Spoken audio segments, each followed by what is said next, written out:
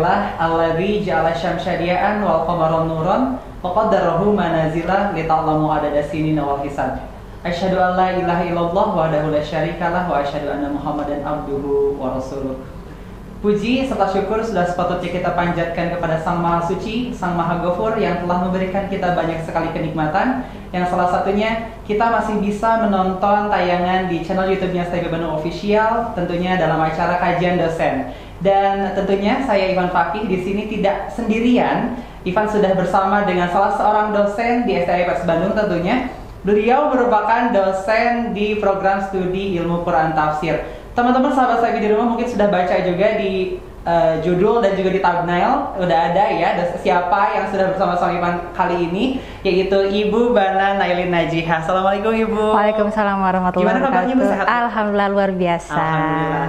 Sahabat saya Ibu Banan ini sering atau mungkin akrab dipanggil dengan Ibu Nanai ya. Betul. Ibu Nanai sama mahasiswa ilmu Quran Tafsir ya. Iya. Tapi sekarang itu kita mau ngebahas apa sih Bu? Nah, sekarang itu teman-teman kita akan membahas tentang tema menarik. Tema ya. menarik. Iya, tema menarik ya. Sebagaimana sebenarnya apa sih Bu? Iya, menarik banget gitu loh, gitu ya. Judulnya aja bisa kelihatan kan? Iya, bisa dilihat di bawah ya. Hari ini kita mau ngomongin seks. Seks. Wow, teman-teman nih pantau terus ya sampai akhir ya. Iya, teman-teman, hari ini kita akan ngomongin Quranic Sex Education. Jadi edukasi seks berbasis Quran gitu. Jadi sex education tapi berbasis Quran Bu ya. Karena di Indonesia sendiri mungkin agak sedikit tabu ya ngomongin seks itu, masih dianggap tabu Bu. Tapi kalau menurut Quran sendiri itu kayak gimana sih Bu?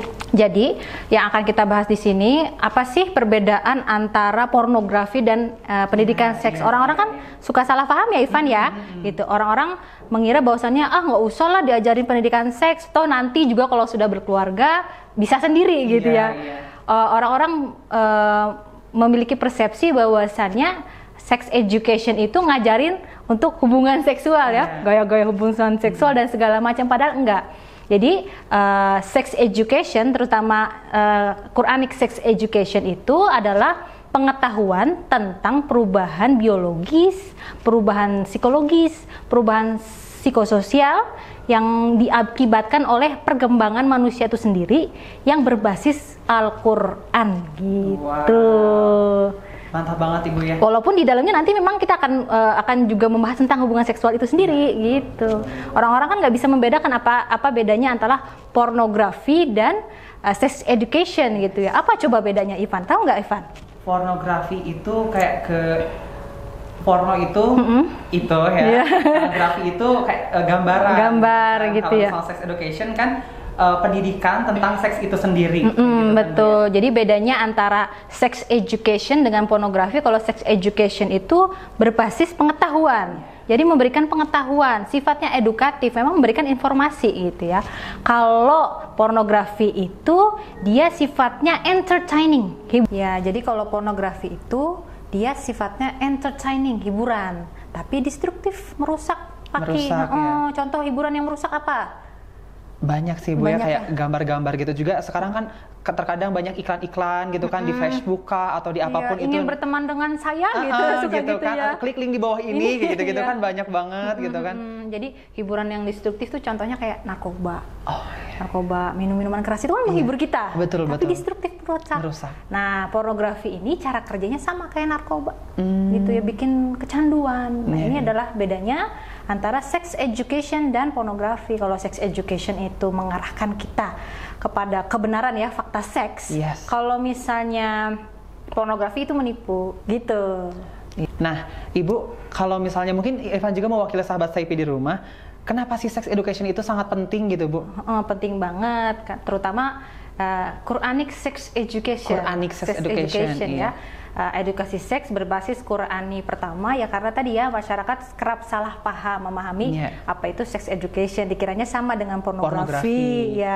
Itu yang pertama. Yang kedua, pornografi dan game online itu memberikan imaji yang di luar nalar gitu ya, imaji yang tidak sesuai dengan fakta. Contohnya kalau di pornografi, seorang seksolog ya namanya Zoya Amirin pernah cerita gitu ya, di gambaran pornografi ya, di film pornografi itu cara setting syutingnya itu kan yang ada blurnya dan segala macam gitu ya, banyak tipuan, harus dikasih obat penguat dan segala macam, bahkan ada yang kepala manusia bisa masuk ke dalam kelamin perempuan, itu kan nggak masuk akal.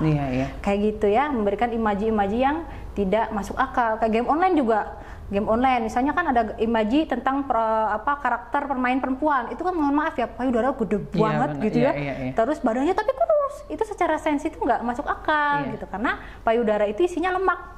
Semakin gemuk seseorang yang naik payudaranya, kalau kurus ya kecil gitu, gitu ya Ivan. Terus selanjutnya, kenapa sih sex education ini perlu untuk kita bahas ya? Selanjutnya adalah tingginya angka kekerasan seksual, Ivan. Ya, akhir-akhir ini terus sama di pesantren-pesantren ya. Iya benar, banyak banget berita-berita yang beredar kan gitu. Kiai gitu ya, mencabuli santrinya sampai ada yang hamil ya, belasan itu hamil sampai melahirkan. Ya gitu. Nah, alih-alih kita itu cuci tangan, oh dia bukan anggota kita, bukan muslim, bukan syiah, bukan muslim kita gitu ya, syiah dan segala macam, kita bertanggung jawab untuk meluruskan pemahaman ini kepada masyarakat. Oh sebetulnya itu nggak boleh dan sebagainya macam. Oh petunjuk dari Al-Quran itu seperti ini loh, tidak seperti itu. Terus bagaimana kita bisa menjaga masyarakat, terutama adik-adik kita santriwati di pesantren, jangan takut kalau misalnya mau menyekolahkan anak kita ke pesantren, nggak semua kayak gitu, itu oknum saja yang memanipulasi para santri atas nama agama gitu. Gimana caranya nggak agar tidak dimanipulasi? Betul. Karena banyak Ivan kejadian pelecehan seksual atas nama sex education, itu banyak kejadiannya juga. Oh banyak juga. Jadi chat seorang guru, misalnya guru ke murid ya, cabul atas nama sex education, nggak apa-apa kok, ceritain aja tentang tubuhmu dan segala macam. Padahal nggak kayak gitu. Makanya kita akan tahu nih konten-konten sex education itu apa saja. Kayak gimana sih gitu ya Bu ya. Gitu. Ada lagi Bu, maksudnya kenapa sampai sex education itu penting? Terus selanjutnya memang ada pertarungan pemikiran antara tarbiyah jinsiyah dan sex education ala barat gitu. Tarbiyah jinsiyah itu apa? Jadi gini, banyak saudara-saudara kita muslim beranggapan bahwasanya nggak perlu belajar sex education, itu datang dari barat gitu ya. Masa anak SMP diajarin alat-alat kontrasepsi, kondom dan segala macam. Bukannya itu malah ngajarin hubungan seksual, seks bebas gitu. Maka dari itu kita bikin aja tarbiyah jinsiyah. Ini sex education ala Islam juga. Sebetulnya Quranic sex education itu tarbiyah jinsiyah juga. Itu tarbiyah jinsiyah itu adalah bahasa Arab dari sex education gitu. Cuma konsepsinya berbeda gitu ya. Gitu. Selanjutnya kita tahu sendiri Ivan Fakih, ada arus tren namanya FWB.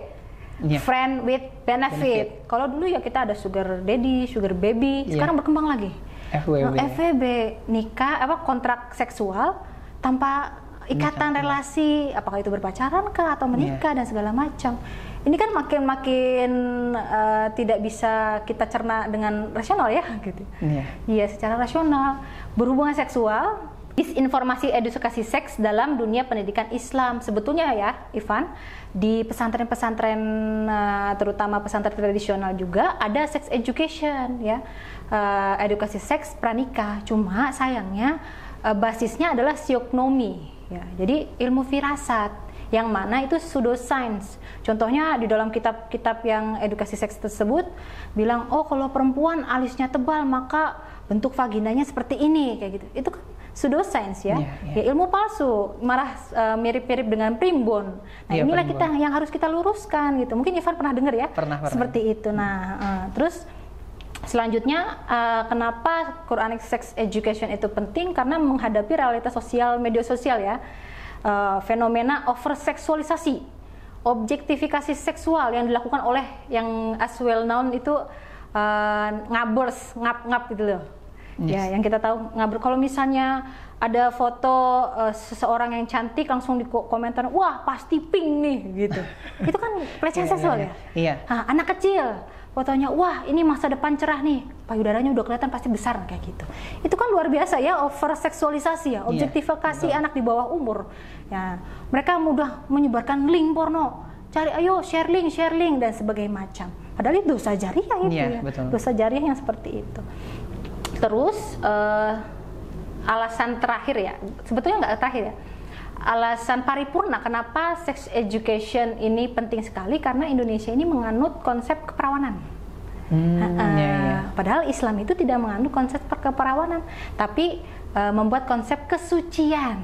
Kalau di Indonesia kan konsep keperawanan itu berdasarkan selaput himen atau selaput darah perempuan gitu. Padahal selaput darah perempuan itu bentuknya berbeda. Tercipta karena ia adalah rongga terakhir penciptaan kelamin pada saat masa bayi di dalam perut ya. Kayak gitu. Nggak semua orang itu lahir dengan selaput darah. Justru yang lahir tidak dengan selaput darah itu berarti penciptaan kelaminnya sempurna. Kayak gitu. Orang-orang kan bilang, wah kalau malam pertama abis menikah ini nggak berdarah pasti sudah tidak perawan, tidak suci dan segala macam. Itu adalah ucapan-ucapan atau pemikiran yang sangat keliru. Nah ini akan kita luruskan di sini. Seperti itu. Kenapa sex education itu penting? Nah, sekarang mewakili sahabat Saipi di rumah juga, apa sih Bu fungsi dari sex education sendiri yang berbasis Quran tentunya? Oh iya, jadi fungsi sex education berbasis Quran itu pertama adalah membangun self-esteem. Self-esteem. Misalnya gini, waktu kita kecil, kita dikitikin sama ayah ya, ayah. Terus waktu kita bilang, udah jangan dikitikin, terus tapi ayah kita masih ngitikin. Seorang anak kecil akan beranggapan, oh berarti boleh ya mengintervensi tubuh orang lain, walaupun kita sudah bilang jangan. Nanti di masa ketika anak tersebut sudah besar, ketika dia dilecehkan, dia akan bingung. Aku tuh lagi dilecehin apa gimana ya? Ini boleh nggak apa nggak ya? Gitu. Makanya banyak kasus-kasus hamil di luar nikah tuh seperti itu. Aku tuh diperkosa nggak ya? Aku ngapain ya? Gitu. Terus yang selanjutnya menjaga kesehatan reproduksi. Bagaimana pandangan kita tentang sistem reproduksi kita, alat kelamin kita, menjaganya dengan baik dan benar. Terus membangun persepsi tentang seks yang benar dan sehat, tidak seperti imaji-imaji yang ditawarkan oleh pornografi. Itu bohong banget gitu ya. Terus selanjutnya membangun kendali dan kontrol seksual. Ya, jadi oh bisa loh caranya kita menahan diri agar tidak melakukan pemerkosaan, agar tidak melakukan pelecehan seksual. Oh bisa loh, gitu. Manusia tuh beda loh sama kucing. Manusia itu kalau ditawarin ikan asin nggak mau, nggak langsung mau. Terutama yang darah tinggi itu, gitu ya. Pusing nggak langsung mau, nanti pusing gitu ya. Dan manusia memang bukan kucing yang kalau dikasih ikan asin langsung mau. Gitu. Orang kucing aja udah makan Whiskas, ya kan? Gitu ya. Gitu. Jadi dengan adanya sex education berbasis Qurani ini, kita tahu bahwasannya kita dalam melihat seks tidak hanya melihat tubuh manusia. Jadi manusia itu juga terdiri dari intelektual, terdiri dari spiritual. Gitu. Saya dengan Irfan adalah relasi intelektual antara dosen dengan mahasiswa. Kayak gitu. Ketika misalnya Irfan mohon maaf bernafsu sama perempuan gitu ya. Bagaimana cara mengendalikannya? Nanti kita pelajarin, gitu ya. Pak, banyak sekali ya sahabat Saipi ilmu-ilmu yang akan kita dapatkan di sini di episode kali ini, di episode pertama mungkin Bu ya. Ini di episode pertama kita membahas tentang Quranic Sex Education bersama Ibu Nanai ini. Kita lanjut Bu. Mungkin ada gambaran-gambaran pendidikan education, sex education, sex education berbasis Quran itu seperti apa sih gambaran besarnya? Oh iya, jadi di dalam Al-Quran itu terdapat 5 gambaran besar sex education teman-teman. Gambaran pertama adalah tentang sistem reproduksi berikut orientasi seksual. Ya gitu. Yang kedua adalah tentang adab dan privacy seksual. Nah, Islam ini sangat menjunjung privacy juga. Iya, benar. Selanjutnya ada kontrol dan kendali seksual, aturan hubungan seksual dan kejahatan seksual. Kita mau mulai bahas yang mana dulu nih Bu? Nah, sekarang kita akan membahas tentang sistem reproduksi. Sistem reproduksi. Sistem reproduksi. Oke, yang pertama kita akan membahas tentang sistem reproduksi dulu Bu ya. Nah, di sistem reproduksi ini kita mau bahas tentang apa aja sih Bu? Pertama kita akan membahas tentang syahwat manusia. Orientasi seksual manusia. Ternyata memang nature manusia itu senang sama lawan jenis. Yang kedua kita akan berbicara tentang fungsi reproduksi manusia. Kenapa sih untuk melanjutkan reproduksi itu perlu hubungan seks gitu? Kenapa nggak pakai cangkok atau sebagaimana gitu ya? Nggak kayak pohon dicangkok gitu ya? Pohon dicangkok dan segala macam gitu ya. Fungsi reproduksi, kenapa sih kok diciptakan laki-laki sama perempuan, kenapa nggak laki-laki aja semua, perempuan semua aja gitu ya. Terus kita akan membahas tentang menstruasi dan sperma. Menarik banget ya sahabat Staypi. Itu yang pertama Bu ya, ada sistem reproduksi. Ya kita akan bahas sistem reproduksi. Selanjutnya kita bakal bahas apa nih? Kalau selanjutnya kita akan bahas tentang adab dan privacy seksual. Nah itu kita akan bahas tentang waktu aurat ya. Di Islam tuh ada loh waktu-waktu aurat yang mana memang sebaiknya kita nggak berkunjung ke rumah orang. Atau sebaiknya kita nggak ketuk pintu orang gitu. Atau kalau dalam keluarga misalnya kita satu keluarga, jangan ketuk pintunya. Kalau mau masuk harus izin dulu gitu. Yang selanjutnya adalah privacy, izin masuk rumah orang lain gitu ya. Untuk garis besar yang ketiga ya Ivan, kita akan membicarakan tentang kendali seksual. Yang pertama kita akan membicarakan tentang konsep kesucian dalam Al-Quran. Yang selanjutnya adalah bagaimana kita menjaga pandangan sebagai upaya dari menjaga kesucian itu. Lalu bagaimana seorang yang belum mampu menikah, seorang jomblo menjaga kesucian gitu ya. Terus larangan mendekati zina dan larangan menikah dengan ibu, ayah, atau anak tiri gitu. Atau yang biasa kita tahu tentang konsep pemahroman. Jadi pemahroman itu sex education juga. Sex education juga masuknya bagian dari sex education. Untuk gambaran garis besar keempat, kita akan bicara tentang aturan hubungan seksual gitu. Nah ini ya masuk ke yang sudah suami istri. Ya, sudah suami istri gitu. Pertama kita tapi gak apa-apa kan Bu yang masih jomblo-jomblo juga nonton kan gak apa-apa ya Bu ya. Edukasi pranikah ya. Ya. Nah, jadi pertama kita akan bicara tentang gaya hubungan seksual. Itu ada loh di Quran. Ada. Terus yang selanjutnya kapan sih waktu boleh hubungan seksual teman-teman?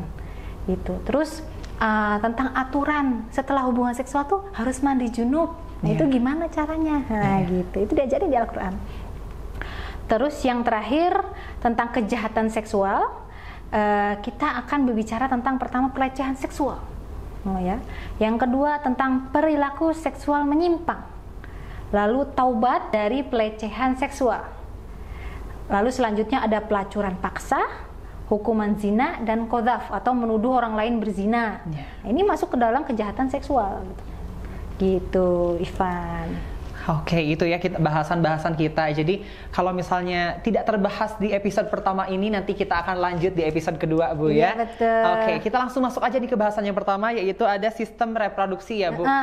Boleh. Kalau menurut Quran itu sendiri, sistem reproduksi itu kayak gimana sih, Bu? Oh iya, jadi di dalam Al-Quran surat Ali Imran ayat 14 disebutkan a'udzubillahi minasyaitonirrajim zuyyina lin-nasi hubbus syahawati minan nisa'i wal banina wal qanatiril muqantarati minadh-dhahabi wal fiddah wal khair. Kita stop sampai di situ aja. Jadi ayat ini menerangkan bahwasannya manusia itu secara nature mereka itu memiliki kecenderungan, kesukaan ya, syahwat. Zuyyina lin-nasi hubbus syahawat minan nisa'i wal banin. Manusia itu ada kecenderungan syahwat terhadap perempuan. Itu kalau yang laki-laki. Kalau perempuan syahwatnya kepada laki-laki. Kan di sini tulisannya zuyyina linnasi. Perempuan manusia apa bukan? Manusia. Kebanyakan orang-orang mengartikan ayat ini dihiasi ya bagi manusia kecintaan terhadap perempuan gitu. Oh berarti ayat ini memang mendukung kita untuk suka cewek ya, suka main cewek gitu. Enggak sebetulnya. Ya secara nature Al-Quran ini bilang bahwasannya memang alami kalau kita tuh senang sama lawan jenis. Wal banin, kita tuh senang kalau punya anak gitu. Punya anak itu syahwat, bukan hanya anugerah ya. Punya anak itu syahwat. Jadi kalau misalnya kita itu nggak mampu harus direm juga. Jangan banyak anak banyak rezeki gitu ya. Tapi kita nggak mampu ya, kita hanya fokus kepada kuantitas tapi tidak fokus kepada kualitas. Gitu.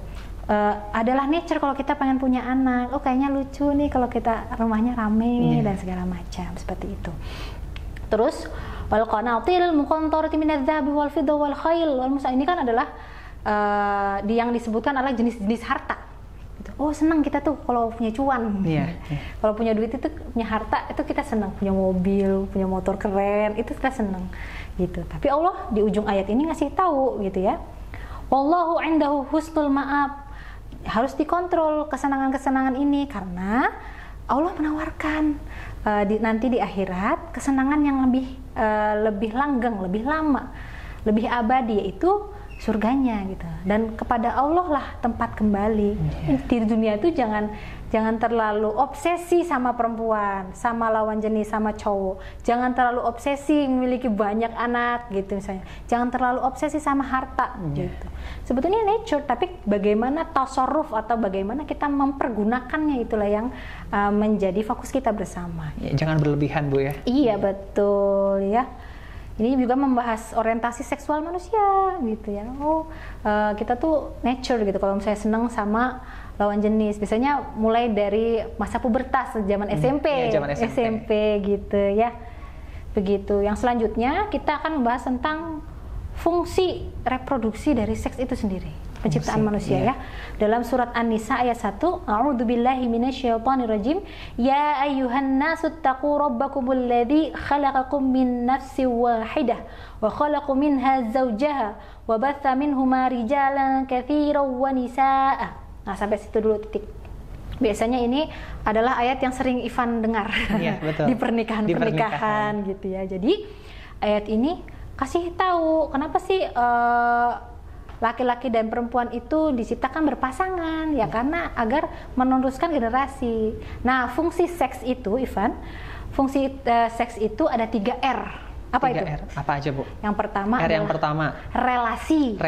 Dengan hubungan seks kita akan membangun relasi, kita tambah cinta, tambah sayang sama pasangan gitu. Kita berbahagia dengannya, nyaman. Itu adalah R yang pertama, relasi. Yang kedua, reproduksi. Dengan hubungan seksual kita bisa nambah anak, bikin anak ya gitu ya, reproduksi gitu. Kalau nggak mau punya anak ya jangan hubungan seks gitu ya. Betul. Kayak gitu. Atau pakai kontrasepsi gitu ya. Yang R yang ketiga adalah rekreasi. Iya, dengan hubungan seks kita mendapatkan kenikmatan. Iya. Ya. Untuk R yang pertama, Bu, apa? R yang pertama adalah relasi. Jadi dengan hubungan seks kita itu tambah cinta, tambah sayang sama pasangan. Itulah kenapa orang-orang yang FWB ya, friend with benefit, banyak yang baper. Ya karena memang seks itu salah satu fungsinya adalah R, relasi. Ya, salah satu cara menjaga kelanggengan rumah tangga ya dengan seks itu sendiri. Iya, gitu. Itu R yang pertama. R yang kedua sekarang R yang kedua adalah reproduksi. Dengan hubungan seks kita bisa bikin anak, memproduksi manusia. Jadi kalau teman-teman nggak mau punya anak, jangan hubungan seksual. Terutama teman-teman yang belum menikah gitu ya, jangan coba-coba karena nanti bikin anak gitu ya. Gitu. Atau misalnya kalau yang sudah menikah nggak pengen punya anak dulu, bisa KB dulu gitu. Terus R yang ketiga adalah rekreasi. Nah, rekreasi seks itu fungsinya rekreasi karena dengan hubungan seks kita akan mendapatkan kenikmatan, kelezatan ya.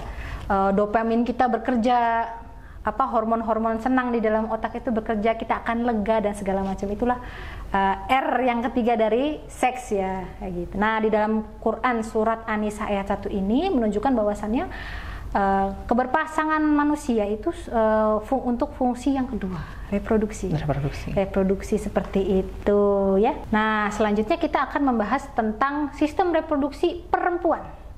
Yang perempuan sekarang. Perempuan gitu ya, yang perempuan. Dalam surat Al-Baqarah ayat 22 disebut A'udzubillahi minasyaitonirrajim wa yas'alunaka 'anil mahid qul huwa adha fa'tazilun nisaa fil mahid wa la taqrabuhunna hatta yatahurna fa idza tatahharna fa'atuhunna min haitsu amarakumullah innallaha yuhibbut tawwabina wa yuhibbul mutatahhirin gitu. Bacain nggak artinya? Boleh ya gitu. Mereka bertanya kepadamu tentang haid, katakanlah haid itu adalah suatu kotoran. Oleh sebab itu hendaklah kamu menjauhkan diri dari wanita itu di waktu haid, dan janganlah kamu mendekati mereka sebelum mereka suci. Apabila mereka telah suci, maka campurilah mereka di tempat yang diperintahkan Allah kepadamu. Sesungguhnya Allah menyukai orang-orang yang bertaubat dan menyukai orang-orang yang mensucikan diri. Jadi ini ada ceritanya nih, Ivan. Gimana Bu ceritanya? Sebab turunnya ayat ini. Quran surat Al-Baqarah ayat 222. Dulu itu waktu di Madinah, para kaum muslimin baik Muhajirin dan Ansor itu bertetangga sama orang Yahudi. Ya, baik itu Bani Quraidah, Bani Qainuqa ya. Nah, orang Yahudi ini memiliki mitos ya, pemikiran bahwasanya menstruasi ini adalah kutukan kutukan gitu ya.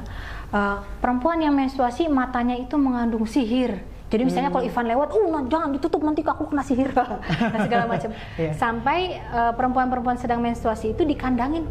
Dikandangin. Dikurung gitu, Bu, dipisahin. Nggak boleh bergaul sama keluarga, nggak boleh serumah, nggak boleh makan bareng gitu. Diletakkan dalam satu tempat khusus yang memang tidak layak huni gitu ya. Kayaknya sekotor itu gitu ya, Bu? Sekotor itu gitu. Karena memang mereka berpandangan bahwasannya oleh Ibnu Hajar Al-Asqalani mengatakan bahwasannya Bani Israil itu beranggapan bahwasannya menstruasi itu adalah kutukan. Karena katanya pada zaman dahulu orang-orang Bani Israil laki-lakinya mau beribadah, perempuannya itu pada menghalangi. Nah itu akhirnya mereka dikutuk dengan menstruasi gitu. Tapi di sisi lain ada juga hadis tentang yang menunjukkan bahwasannya menstruasi itu adalah hal yang alami. Hal yang alami. Suatu saat Ibunda Aisyah itu sedang haji. Lagi haji pengen tawaf, ternyata menstruasi.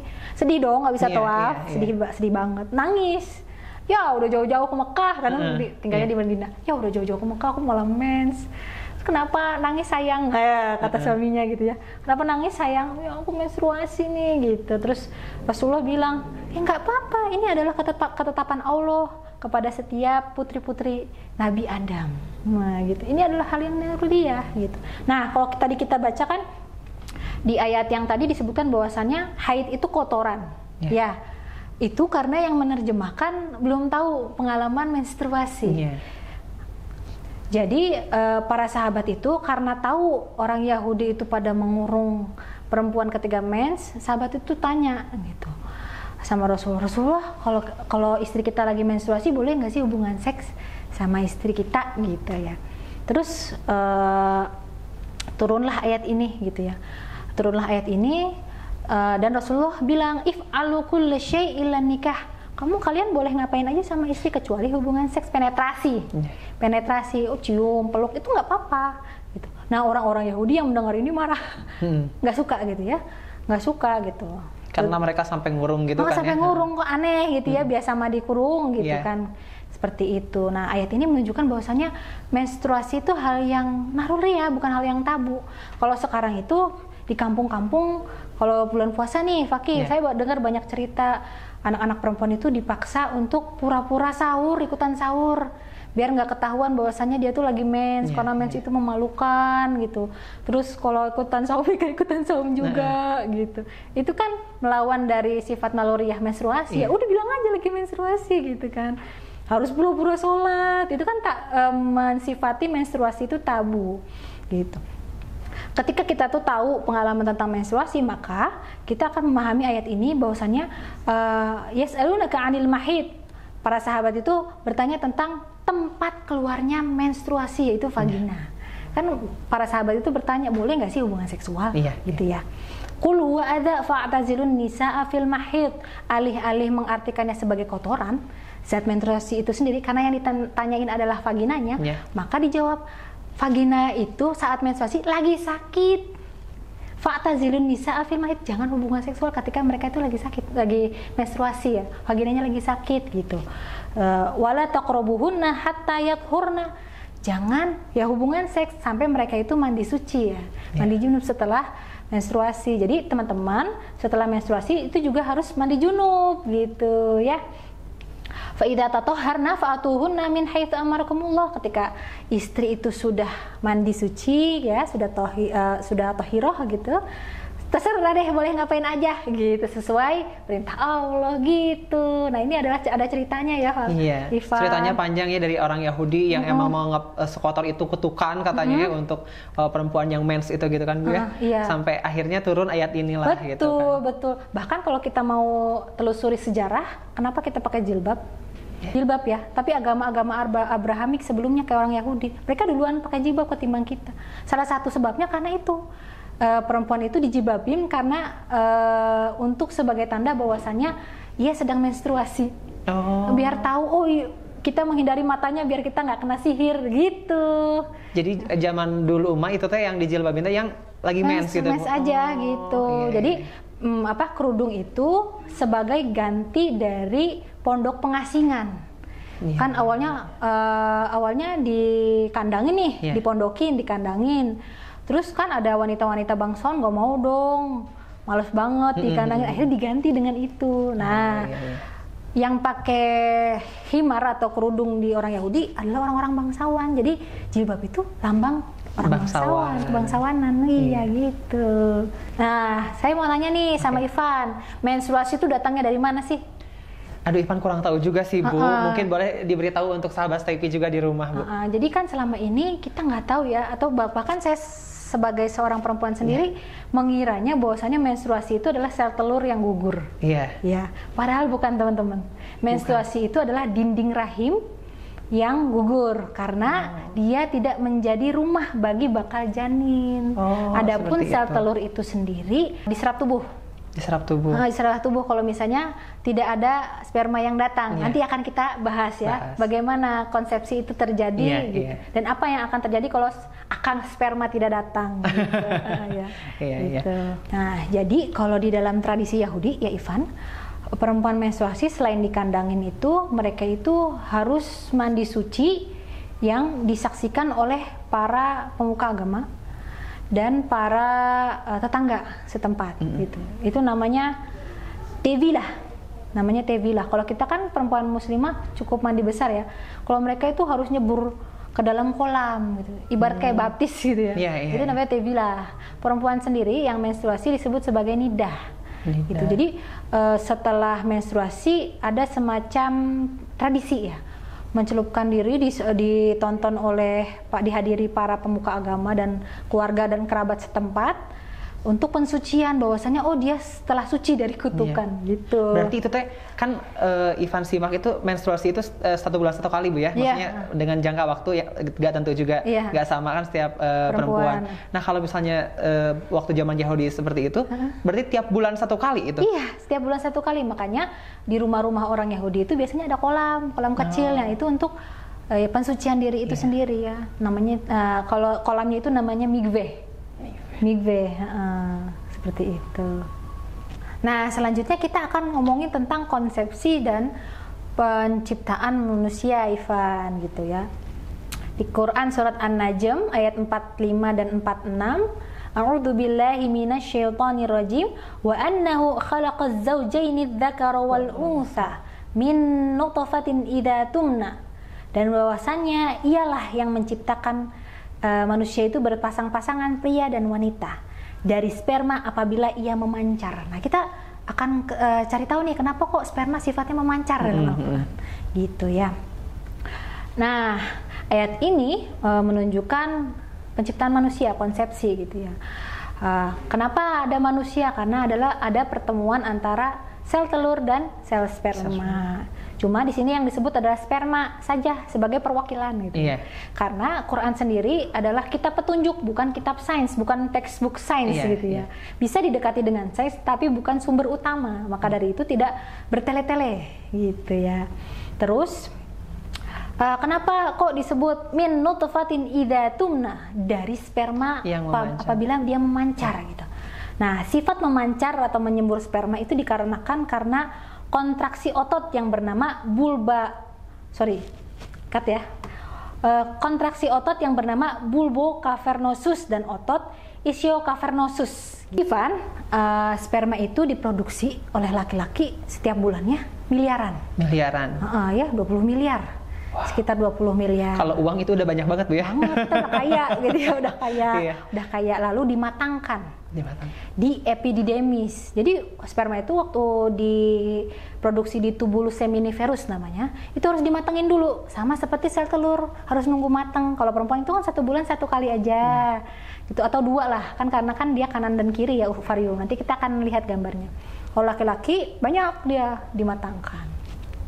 Terus habis dipatangkan di epididymis, dia akan jalan ke ampula.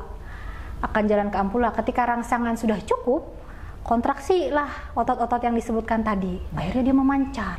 Nah, keluarnya itu lewat lubang kencing kalau laki-laki, berbeda dengan perempuan.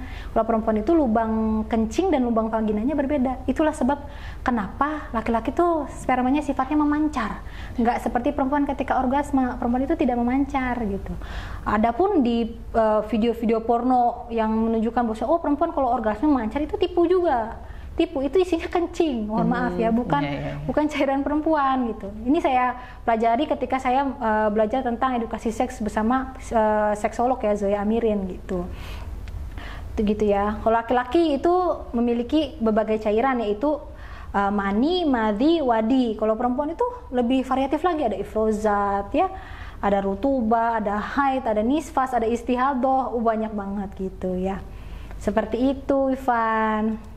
Kita akan bahas Bu ya itu semuanya nanti. Abis ini kita akan bahas gitu. Jangan abis ini, dia langsung aja langsung deh Bu. Aja, oke ya abis ini. Jadi ini adalah gambar rahim ya. Nah, kita akan berbicara tentang bagaimana sih janin itu terbentuk kayak tercipta. Betul. Gimana sih cara bikin manusia gitu, bikin anak gitu ya.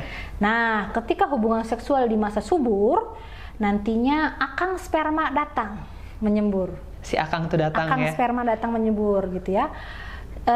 Ketika sel telur matang, neng sel telur juga jalan dia ke tuba falopi atau yang disebut sebagai saluran telur.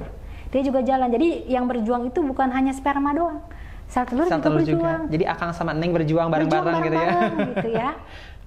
Terus ketemuan nih, janjian di tuba falopi. Ketika akang datang, akhirnya mereka bersatu. Lalu berjuang, membelah, berjuang sama-sama jalan ke endometrium atau dinding rahim. Ketika sudah jalan, mereka berdua memasukkan ke endometrium atau dinding rahim. Akhirnya keluarlah sebagai janin gitu. Misalnya nih ada cewek ngomong sama Ivan, kenapa sih kamu berjuang di awal-awal doang? Kok sekarang nggak berjuang lagi buat aku gitu? Ivan jawab, ya nah kan sperma mah emang gitu, berjuangnya di awal. Selanjutnya santai. Oh enggak gitu, salah ya. Sperma itu dan sel telur itu berjuang sama-sama. Sama-sama berjuang. Terus setelah bertemu berjuang lagi ya ke endometrium, sama-sama saling membelah, berjuang sama-sama ya. Seperti itu ya, manusia juga kayak gitu. Jadi jangan laki-laki mah nggak berjuang sampai situ gitu kan ya, padahal mah sama-sama berjuang juga gitu kan sahabat Taipi semuanya gitu ya. Wah sahabat Taipi, banyak sekali ilmu yang dapat kita ambil ya di kajian kali ini bersama Bu Nanay. Tapi sayang sekali waktu sudah 1 jam, kurang mendekati 1 jam Bu ya, kita menemani sahabat Taipi di rumah. Ini baru satu bahasan aja ya, satu bahasan besar yaitu sistem reproduksi. Masih ada 4 bahasan lagi, jadi jangan lewatkan sahabat Taipi. Jangan lupa tetap dukung media dakwah kami, YouTube channel kami di Taipi Bandung Official. Like, comment, subscribe ya Bu ya. Iya betul. Dan Instagram kami di @stai_persis_bandung dan juga Facebook kami di Taipi Bandung. Mungkin itu saja untuk episode kali ini Bu ya. Siap. Ada yang mau disampaikan dulu mungkin Bu untuk sahabat Taipi-nya? Saya Ivan Fakih mewakili kru yang bertugas pamit undur diri. Terima kasih Ibu sudah mau sharing ilmu untuk sahabat Taipi di rumah, dan sampai jumpa di episode 2 tentang Quranic Sex Education masih bersama Bu Nanay. Itu saja, terima kasih. Wassalamualaikum warahmatullahi wabarakatuh.